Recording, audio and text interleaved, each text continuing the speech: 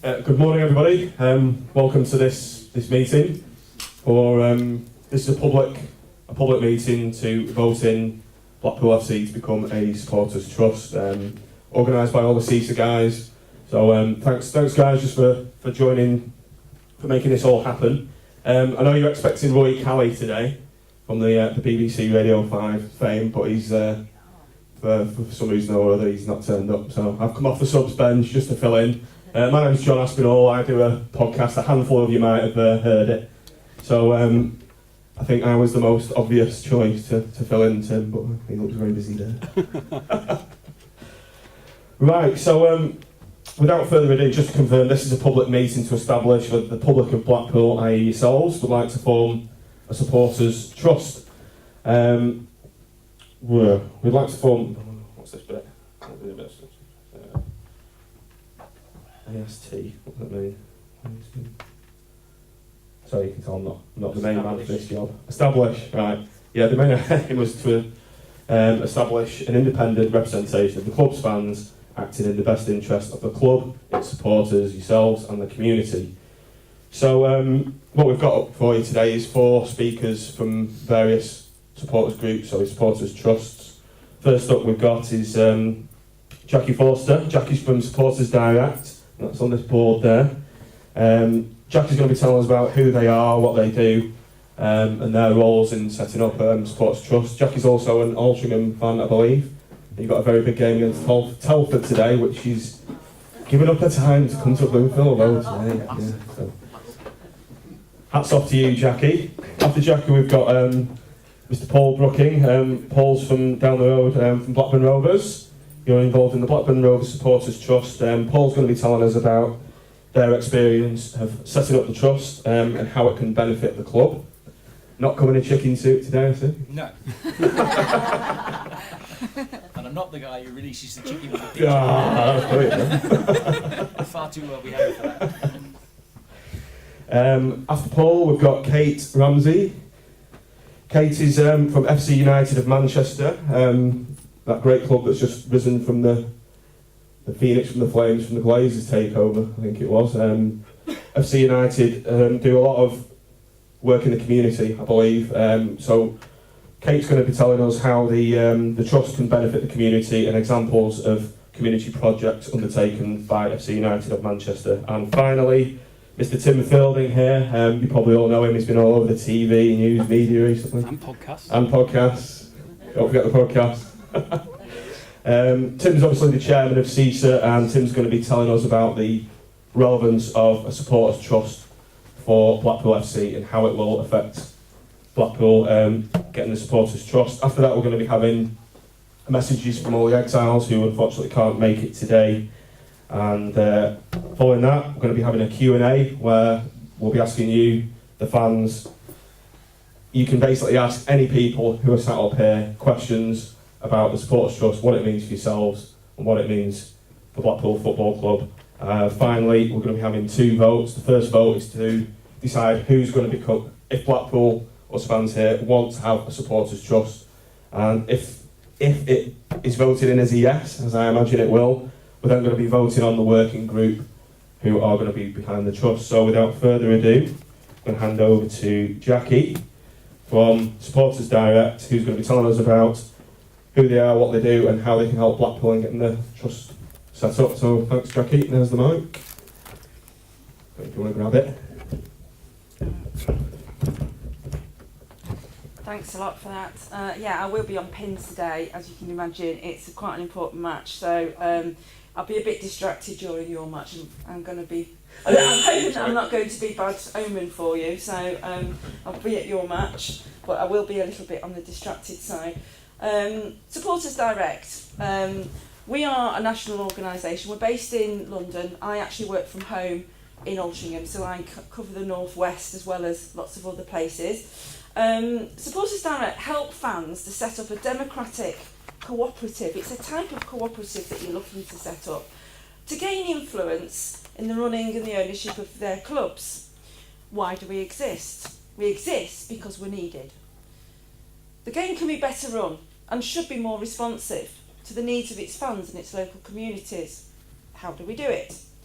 We do it by sharing the experience of Supporters Trust across the game, helping them to speak with one voice so that they can challenge it and change the way that clubs and the game behaves.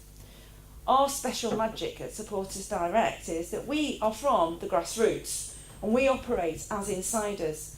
This allows us to work within the game, with government and with others, whilst being a positive influence and a credible voice with the movement that we serve. How we say it. Supporters Direct will increase the influence of supporters through ownership and involvement in their clubs. We will strive to ensure that all fans have the opportunity to have maximum involvement in the ownership and running of their clubs to enhance their club's social and cultural value. Supporters Direct will seek to improve the way our game is run. We will develop policies and campaigns to improve the way that the game is governed for all clubs, all supporters and their local communities. Supporters Direct will always seek opportunities to increase the work in other countries and in other sports.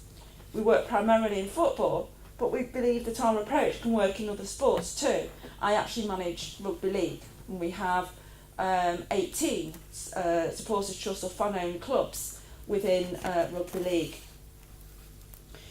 Supporters Direct campaigns for the wider recognition of the social, cultural and economic value of sports clubs.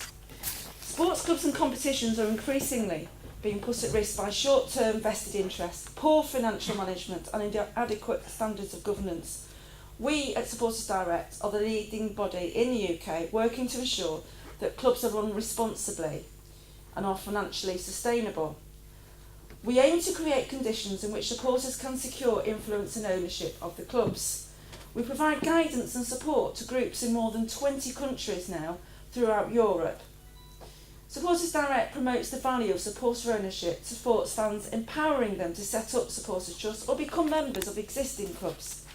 We ourselves are a community benefit society owned by our members, and at the moment we've got about 190 members of Supporters Direct. We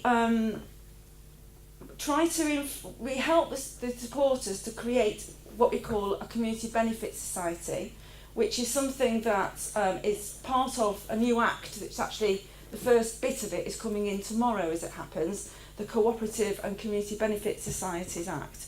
So what we do is we set up, and I haven't got enough hands here, I was going to show you the rules. We have a set of model rules which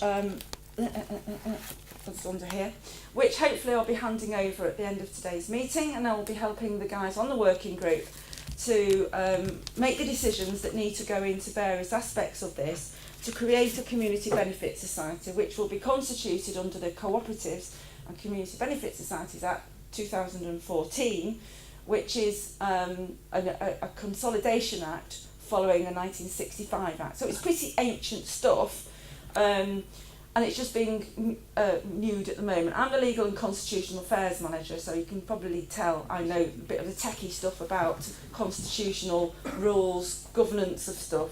That's my kind of main remit. Well, Supporters Trusts are there to help to create the conditions for fans to actually get their voice in their clubs, make their voices heard, because at the end of the day, the fans are the club. They are the major stakeholders, the lifeblood of any club, and it's where the clubs came from. Through establishing Supporters Trust, our aim at Supporters Direct is to deliver responsible democratic representation at football clubs and to help to promote the highest standards of governance, financial accountability and community reorientation. We also do an awful lot of political lobbying. All three major political parties mentioned Supporters Direct in their manifesto at the last general election. We're expecting that to happen again next year. We launched some papers, and I brought there's some copies at the back of the room, and there's a few at the door here. When we had a launch of our new papers, the supporter ownership paper, we had over 60 MPs attending a meeting that we had in the House at Parliament, which was unheard of, and it was actually held at the same time as the vote for gay marriage, and they actually came to our event. They nipped off and went and did the voting, but they came to our event because football is so entrenched in the fabric of this country, that MPs realise there's a lot of votes. There's a lot of votes in this room, and MPs and councillors and any politician realise that it's very important for the community of where everybody lives that the football club is at the pinnacle and becomes a real focus for the community. Supporters Trust is democratic, so when you set it up, there are votes, it's not for profit, it's inclusive and it's affordable. Constituted, as I say, as a community benefit society. It's one member, one vote, so it doesn't matter how much money you put in, you still only get one vote and one share in that organisation.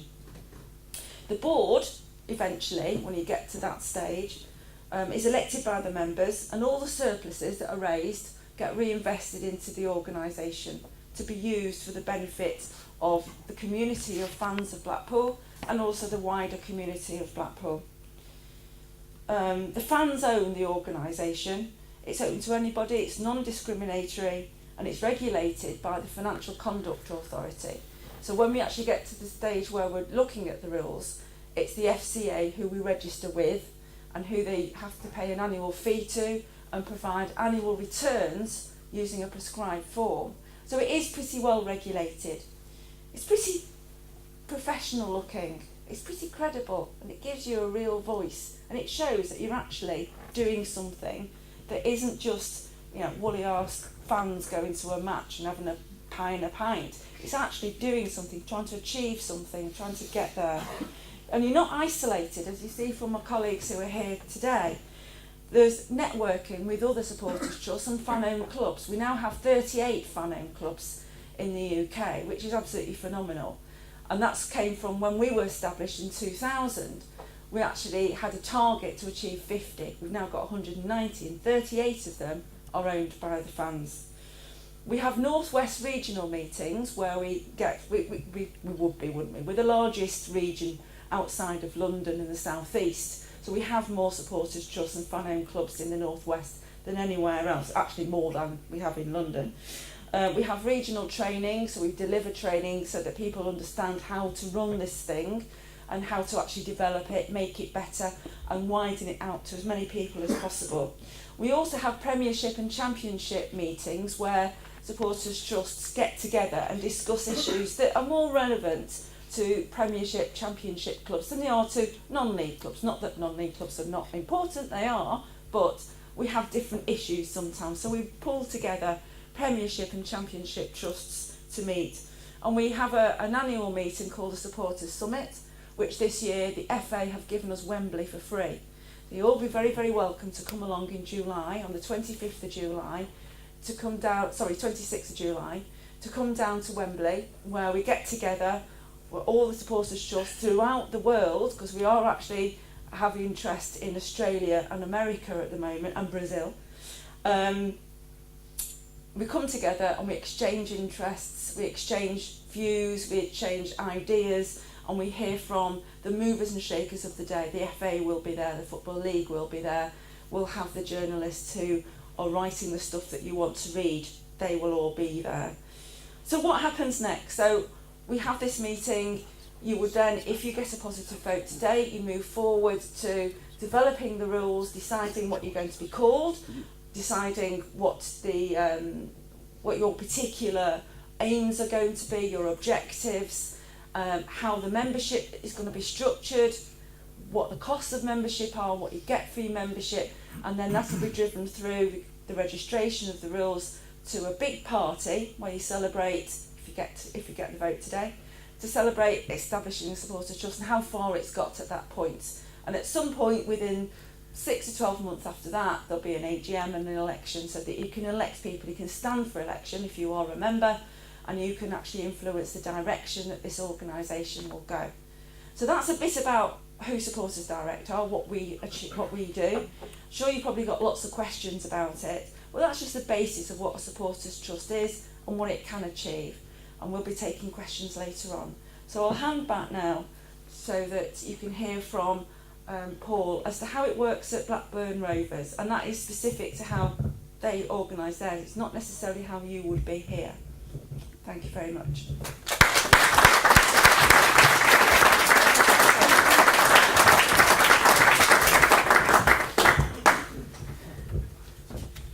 for you, Paul. It's blue, you know, it's the cable. Yeah, okay, that's fine. I don't want that one. There's another one somewhere. I have a tendency to shout into these things, so if I do, please tell me. First of all, I better make two apologies. Being the only person who's got a blue shirt on in the room, so I'll apologise for that. And the other thing is, Rovers are at home today, and I have to shoot off around about 1:15, 1:20. So if I do just disappear, it's not because I'm not interested, it's just that I've got to go and pick my lad up and get to Ewood and all that sort of stuff, okay. So Rovers Trust, well, a lot of people think that it only came about because of Venky's, but that isn't actually true. The Trust began to be formed in 2008. It had a very, very slow start. It was difficult to find the right people, and it was difficult to find people who really wanted to contribute to the Trust.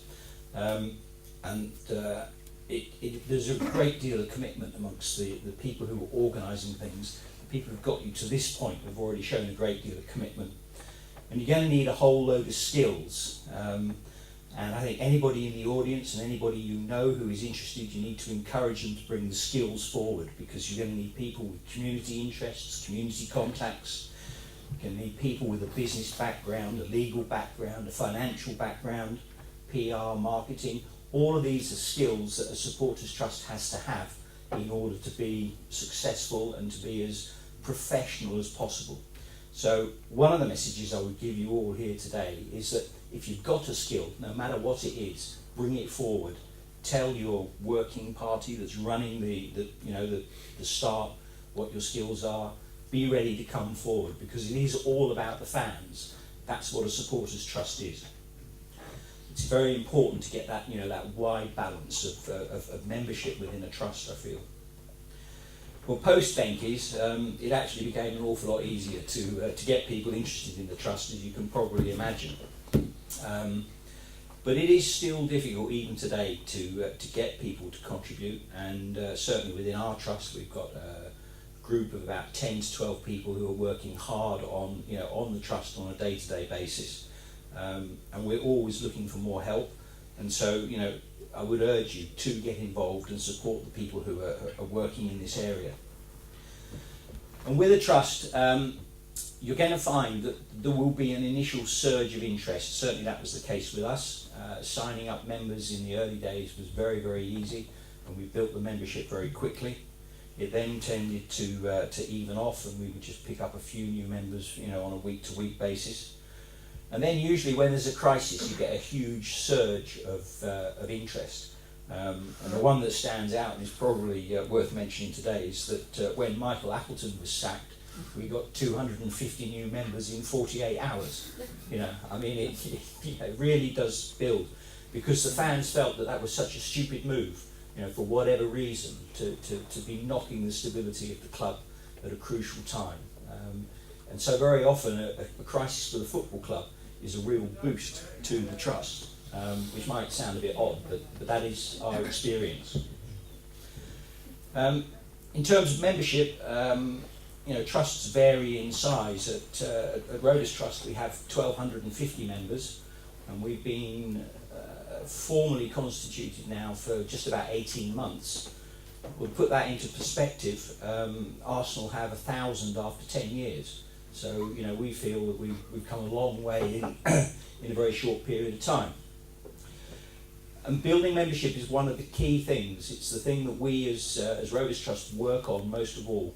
We are constantly looking to try to build the membership, because the more people that you represent as a board, the more people your board represents, the stronger they are. 1,250 Rovers, we reckon, have got a hardcore support of about 8 to 10,000. So we have a pretty good percentage of the hardcore support who are involved with the trust and supporting us.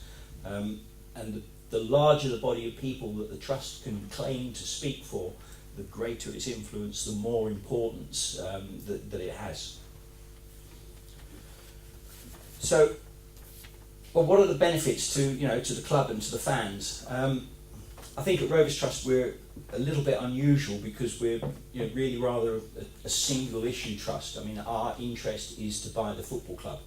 That is why we exist. It's what we want to do. So thinking about the club, what benefits do we bring to it? Well, I've actually only been able to write down 3 here. I don't think that's a criticism of the football club or a criticism of the trust. It's just how we see ourselves. But I think that for trusts in general, the trust is a properly constituted democratic body. I think at many clubs it will be the only one where that body and its representatives are formally elected, which gives them a real power. They can really claim to have the support of the people who are members of the trust. Most of the trusts that I've met, and certainly the case with Rovers Trust, is that we are non-confrontational.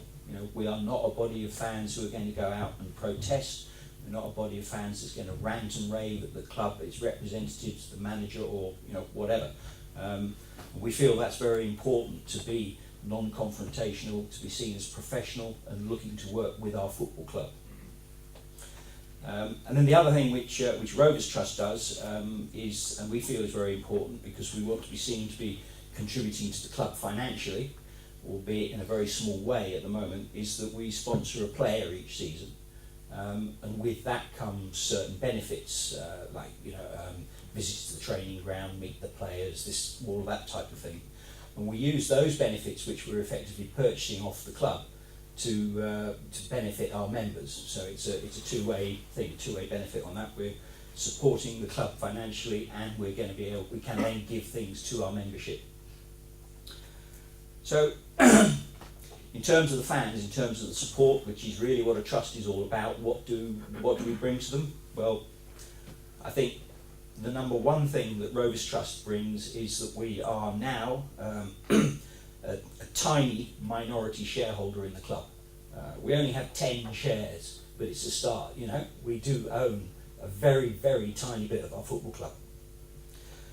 Those shares were donated to us by a supporter, and we're very grateful to that gentleman. Owning those shares brings us some benefits in that we can attend the AGM and we have the opportunity to question the club, question the directors, directly about what has happened in the club's accounts, what has happened within the club in the last 12 months. It does give us access to the club accounts directly as well. We tend to get them 3 to 4 weeks ahead of when they are actually published. So we have a good time to be able to prepare ourselves about the questions and so on that we want to ask the club, and the questions that the fans are going to have. And this also emphasises a little bit some of the skills you need. We are very fortunate to have an accountant as a part of our trust board, so he is able to really look into the accounts and give people the real story behind what the accounts are saying, rather than perhaps the one the club wants to put out.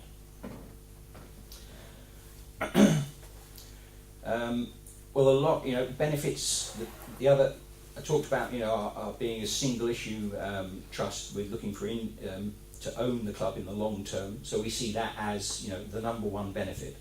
Our absolute minimum target is to achieve a seat on the board, and then, our second target is anywhere between, the tiny proportion of ownership that we have at the moment up to 100%. Realistically, we don't think we'll ever achieve 100%, but we do think that should the club change hands, there is a strong possibility that we will gain a large percentage of the club ownership. And to that extent, we have £3 million pledged amongst our members to go towards purchase of the club in the long term. The trust was successful in achieving asset and community value status for Ewood Park, as you guys have here as well for Bloomfield Road. A very important aspect, I think, of our trust's work. I don't think anybody else would have undertaken it, and the fact that that the ground is secure, certainly for the next 5 years, then I think that is a real benefit to all fans of Blackburn Rovers. We work as much as we can within the community because we're not interested only in Blackburn Rovers fans, we're interested in the whole community because the club is a focal point of Blackburn. It is very, very important. When we're in the Premier League, it really put the town on a world stage, and so your work in the community is just as important as your work with the actual football club. And we at Rovers Trust try to look at grassroots football in the local area. We sponsor local football teams, providing them with kit or any equipment that they ask for or need. We're involved in a local initiative to improve the local football pitches, access to them, the quality of them and the number of them. We've done other things like, for example, we organised shirt donation to an orphanage in Kenya. So, you know, we're looking a bit further outside than just Blackburn.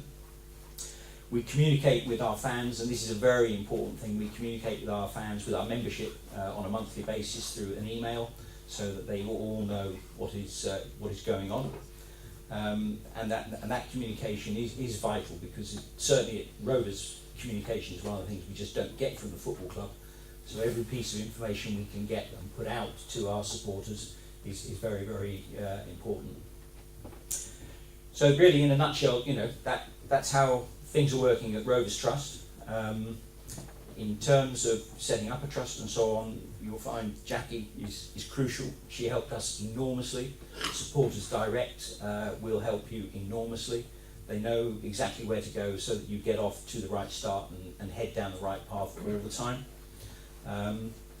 So thank you for asking me along. I wish you luck and support these guys. Every club needs a trust.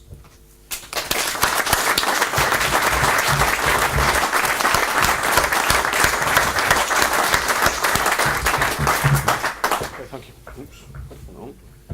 Okay, thanks, Paul, for that. Now I'd like to introduce Kate Ramsey from FC United of Manchester. She's going to be telling us about how our trust benefits the community and examples of community projects undertaken by FC United. So over to you, Kate. Thank you, and I won't be so petty as to actually swap the leads and have the red one. I think we can cope with the blue one. Good afternoon, everybody. At least it's not sky blue. It's not sky blue. It's Blackburn blue, definitely. Yeah. There we go. Not bad. Right, good afternoon, everybody. I'm Kate Ramsey. I'm from FC United of Manchester. And it's quite easy following those two because they've already outlined a lot of things that are very dear to us. And I can build on that. What I'm going to do, rather than doing sort of the technical and constitutional details that Jackie's hot on, or talking about the experience of the Supporters Trust, because we are not, is I'm going to give you just sort of a couple of stories and a little bit of a feel about some of the things that are important to us at FC. We're not a Supporters Trust, so why am I here talking to you? Well, because we're a club that is run with exactly the same setup and the same values, the same principles that have been outlined by Jackie in terms of the Supporters Trust approach. We are an IPS, we're a Community Benefit Association. We have the fortunate position, in some ways, of not having a club to go up against or to stand up to or to work against because we are the club. But the model at FC is that we take everything that Supporters Trust stands for and we actually apply that in our club because that's how we believe the future of football is and that's what we're set up to do. So without giving you a great big background and history on FC United, because it's out there and you can get it, I'm going to focus a little bit more on some of the community aspects of what we do and why that's so important. And what Paul just said there at the end is absolutely key. What we do off the pitch with our communities is as important to us as a club as what we do on the pitch. Football is a vehicle to do other stuff in the community. The two are complementary, they go hand in hand. We use football as an enabler for kids to have better life chances. We have all sorts of different things that we do within the community through football and through wider sport. So I'm going to actually give you just a short read from our latest, and this is from 2012 actually, community report. There are some copies of this at the back together with some of our other brochures, so if you want to have a look at those and find out more about the club then please do help yourselves.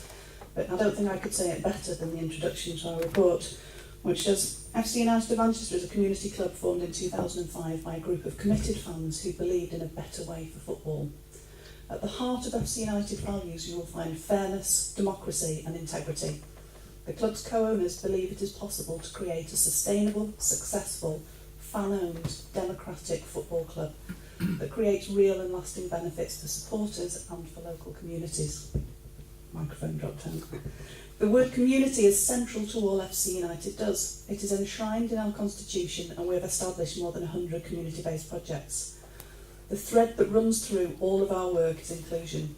Co-owning and supporting a football club is about inclusion, and our community projects are an extension of that idea. So that's what we are, that's what we believe in, that's what is enshrined right through our constitution, in our founding principles, the values of everybody who actually works, volunteers and attends the club.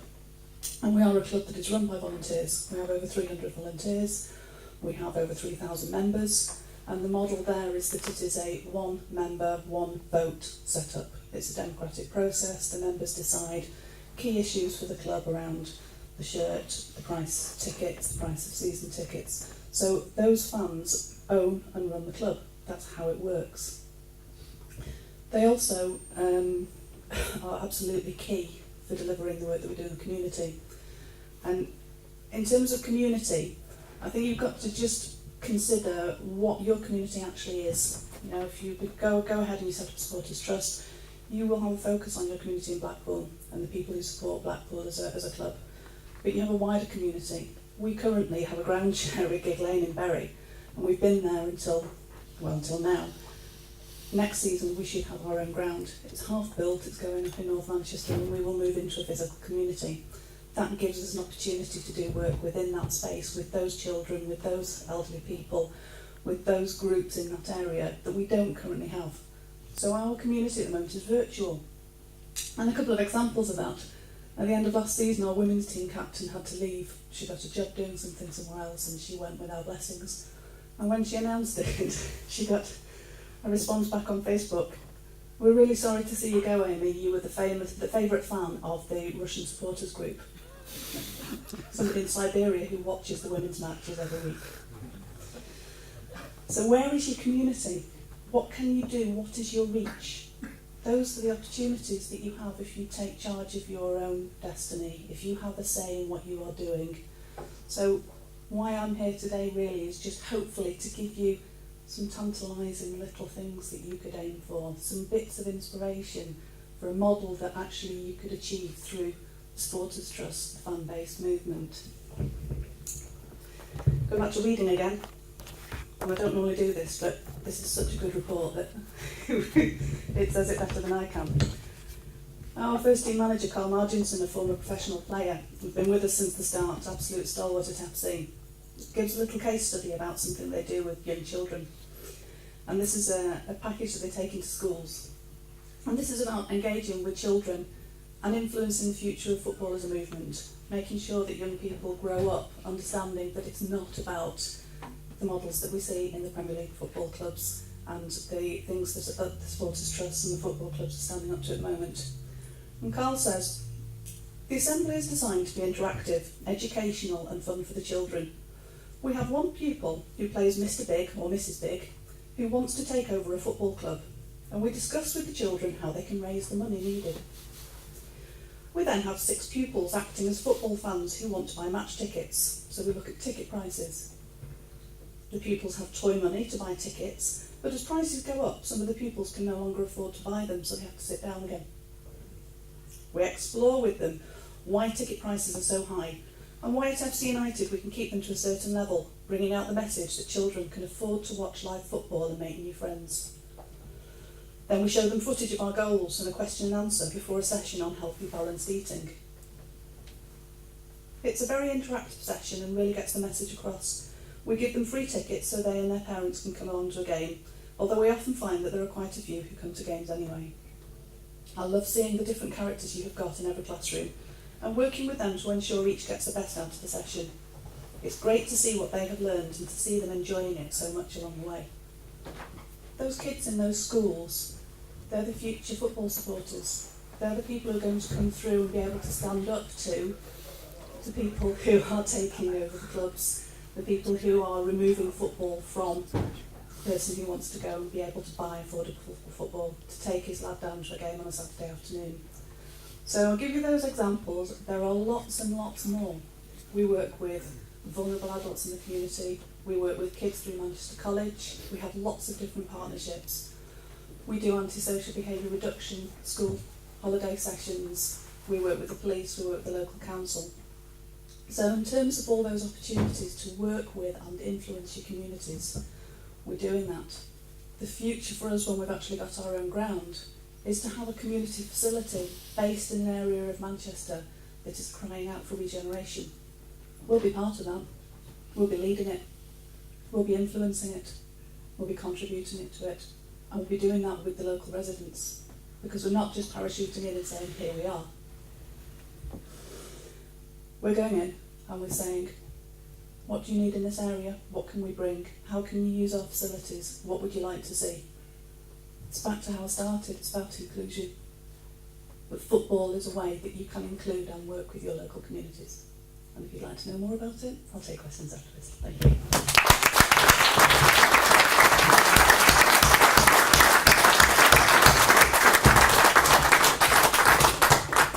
Okay, thanks, Kate. Very informative. Finally, now we've got Tim Fielding, who's the chairman of SISA. Tim's going to be talking about the relevance of a supporters trust for Blackpool fans and Blackpool Football Club. So over to you, Tim. Thanks very much. I'll be quite as close. Afternoon, everybody. Thanks very much for coming. Really, to look at the relevance of supporters trust to Blackpool, I'd just like to take a step back a minute and look at what brings us all here, and what actually led initially to the formation of SISA, and how those things might migrate across to the trust. There's a fair few faces in this room who I think were at the first ever meeting in January last year. Before Paul mentioned the number of people who joined their supporters trust when Michael Appleton was sacked from his position. In fact, SISA was formed literally on the resignation of Michael Appleton to go and join Blackburn. So we met. This is our spiritual home. Our first meeting was here in the room just downstairs as you come in on the right hand side. The Jag Lounge, is it they call it? And we had a decent attendance at that meeting. And I remember turning up and actually sat next to Kev. Both just turned up just to see what was going on. We didn't organise it. We weren't involved at that stage. Lee, who's here, and Paul. And really, he nudged me and said he thinks that I should get involved, and here I am. So at the outset, and it's quite. Some people I think were quite frustrated at the outset, because the first 3 or 4 months you are doing a lot of work in the background, and what we found was that you've got to go about setting up a constitution, and these things will happen with the trust as well. Set up a constitution, get your committee together, decide actually what your objectives are going to be. And you may remember we did a survey of all the members at a very early stage, really to kind of try and get a handle on what the message that we needed to take to the club and out there as a sports association. And at the time, the 4 things that came back, one of them which has sort of been resolved, one, if you remember, was the pitch, which was a really big issue this time last year. The other issues related to communication with Blackpool, the lack of investment that we see as a football club, bearing in mind where we've been and the money that we've received as a result of it, and also from the point of view of legacy is the construction of a training ground. If only we could have something a little bit like the Blackburn guys have. I've been there with my youth football side, and it's a fantastic setup. And obviously, as I think we all know, the situation at Bluefield Road and Squires Gate is not up to anything like the required standard. So, and we're moving on from there. Really, what sort of inspired me most of all to sort of take a more proactive role was attending the supporters summit that was spoken about earlier. Last year it was held at St George's Park, the New England Training Centre, and it was a very, very inspiring day. Andy Burnham was there, Mr Bernstein, but the main thing that came across was all the different groups who were there who you can forge relationships with, and also a lot of people there from Europe as well at the time, which you could take a lot of ideas from that. And I sort of came back from there, Nathan and I went, and it sort of gave us the inspiration really to push on with SISA and push on with the trust, which is so that the real sort of idea that has led to the meeting today was formulated around that time, and it's sort of 9 months on, brings us to the point where we're having our public vote.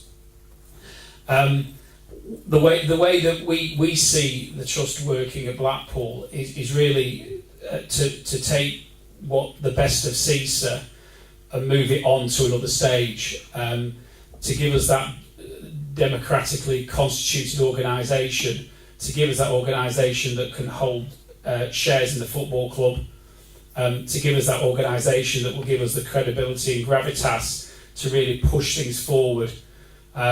We've worked on, as you've seen this season, we've tried to work consistently on initiatives that we think are for the benefit of the people in the room and Blackpool fans at large. Lots of them, as I see, are positives. We start with the Safe Standing Road show, which it wasn't a SISA policy that we were pushing for safe standing, but what we wanted to do was to bring to the football club the road show so that people could make an informed decision about what that actually involved. And that was sort of the first initiative we took on, and then we've moved forward with the asset of community value. Paul's organisation gave us some great help with that. And then obviously as we've moved into the new year, you've seen some more proactive initiatives based around trying to bring to the wider attention of the public and Blackpool fans and the media our concerns over the lack of investment at our football club.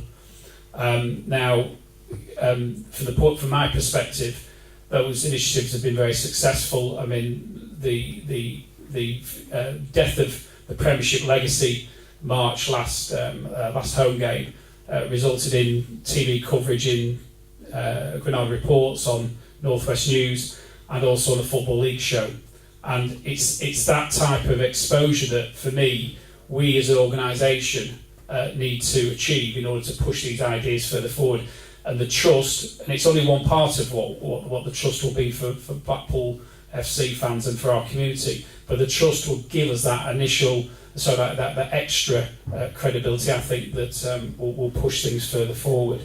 It's also important to me that it is a democratically elected organisation, on the assumption that I and other members of the SISA committee end up standing and working towards the formation of the trust as the working party. It's important to me that if somebody thinks they can do my job, if somebody thinks they can do another job, you've got to have the members behind you, and if it's not me, it's not me. I've also seen people around the room who I think can bring something to the table here. Paul's talked about that. We've got a great team already, but there's only 5, 6, 7 of us who are on a regular basis meet and are able to progress matters, and it's time consuming.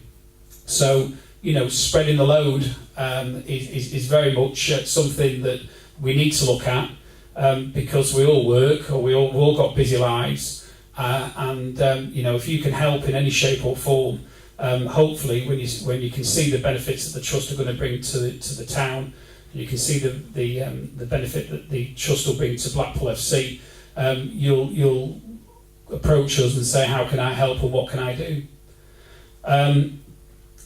It's worthwhile me mentioning, I think, because it picks up on the point that Kate's made about the community projects. As many of you know, we had a trip to Riga recently to meet Valeri Bellicon, which Steve initiated, and one of the big advantages from our perspective that came out of that, over and above his willingness to recognise us as an association, and also if formed, to recognise the trust, was we were able to secure a commitment from Valeri to actually join with us in funding some community projects. Now, we haven't gone into the specifics yet of what those projects will be, because we need to analyse where the need is and where we might focus our energies. But that's a great example for me. Valeri was only prepared to do that when we were a trust, and that sort of brings home a Latvian knows what a trust can do, knows that that brings with it a certain level of commitment and social responsibility, and is prepared to say, right, well, I'll work with that organisation and I will provide some finance for what you hope to do. Now, it can never be all about finance